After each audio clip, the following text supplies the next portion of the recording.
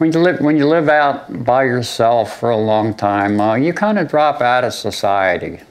You know, didn't participate in society and groups and things. I didn't really even like to be that much around people because it was hard to find somebody you could trust, and you know, it's tough. And some of those things are going to take a while to come back. They're just not going to come back overnight or in a week or a month. In fall 2017, Jimmy Tyson moved into a new apartment building in West Baltimore, along with 11 other healthcare for the homeless clients. Among them, Fylinda Holladay and Silas Johnson. All experienced chronic homelessness. The development of Sojourner Place at Argyle, made possible through the contributions and collaborations of many. Episcopal Housing Corporation built and owns the property. Healthcare for the homeless staff are on site daily to provide supports residents need to stay housed. Even in its early stages, Sojourner offers a glimpse into the recovery and growth that can take root when people have a place to call home. There's a lot of stress in homelessness. It's hard to even describe to somebody what it's like.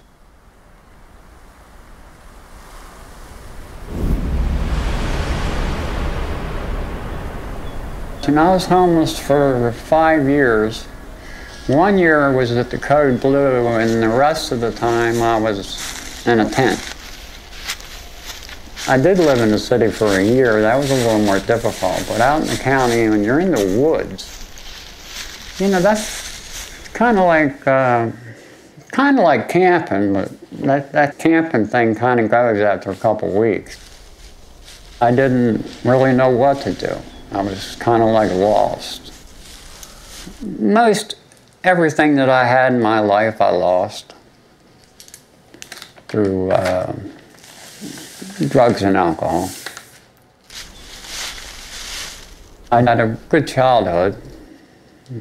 I was raised on the water, and I'm a boat person. You know, like I said, I spent most of my time on the boats when I was younger. And my father was very verbally abusive. I mean, it was the kind of situation where he never had anything good to say. No matter what or how good I did, he always made me feel bad. And I think when I started using drugs at the age 15, I really think it was to silence him, okay? I left home when I was young, when I was 18, and I became a plumber because my dad said, you know, become a plumber and you'll never be broke, is what he said. And he was correct. I had a company, I had 4 employees at one time. The drugs got in the way. It went on for, I guess, 7 or 8, 10 years. And it finally got torn apart. I finally ran it into the ground. And I finally ended up in the tent because I was just beat down. I didn't have a choice. You know, I had nothing left. I had a little spot over there, and that's what I had to do. Living in a tent and then having an apartment, you know, it's like a godsend to me. You know, it's gives me an opportunity to continue helping myself. You know, I'm not 66 years old, you know, I feel lucky to be this old. Okay. You can put them on your keychain. Congratulations and welcome to Sojourner Argyle. All right, thank you. I already feel better. I gained 4 pounds this month. So, you know, the month I moved in. And I'm hoping to gain another 4 or 5, you know, this month. I've actually started up a new relationship with my brother just because I want him in my life. You know, when you live in a tent, there's one thing you learn is what's the most important things in your life.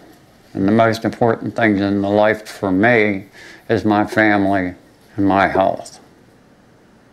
I feel so bad that I missed the opportunity of raising my daughter and feeling so bad about myself that I walked out. You know, and sometimes it makes me almost want to shoot myself. You know, it's the biggest regret I have in life, that I could let that alcohol and drugs do that to me. You know, they took my wife and my child 16 years ago, and you see how painful it is. You know, it's, so like I say, having an apartment is beautiful, but it's just a start, you know. It's going to take a long time to get adjusted to the security and the new place. And the old stuff, like I said, it doesn't go away just because you move, you know. It goes with you.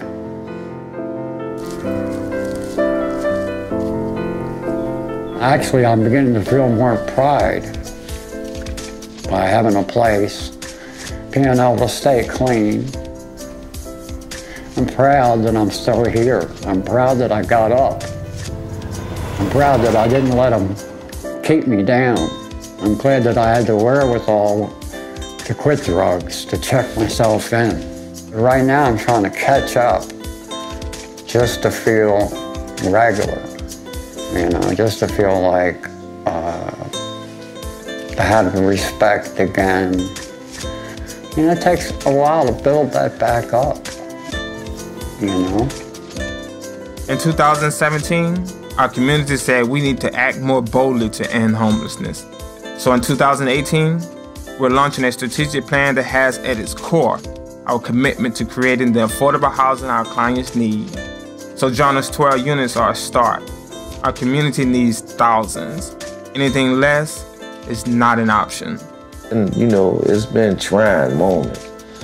You know, I can just recall a lot of, you know, different situations dealing with and getting to this point right here.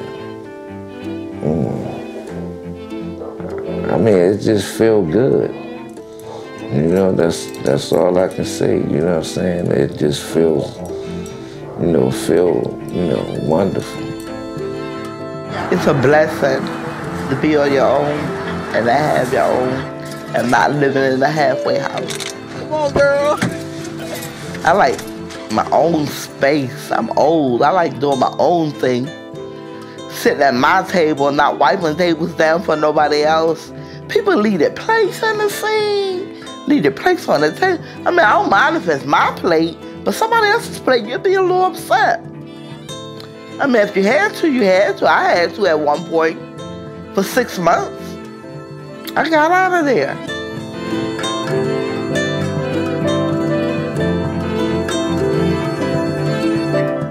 I will just keep doing the best I can. Pray I don't fall. You know?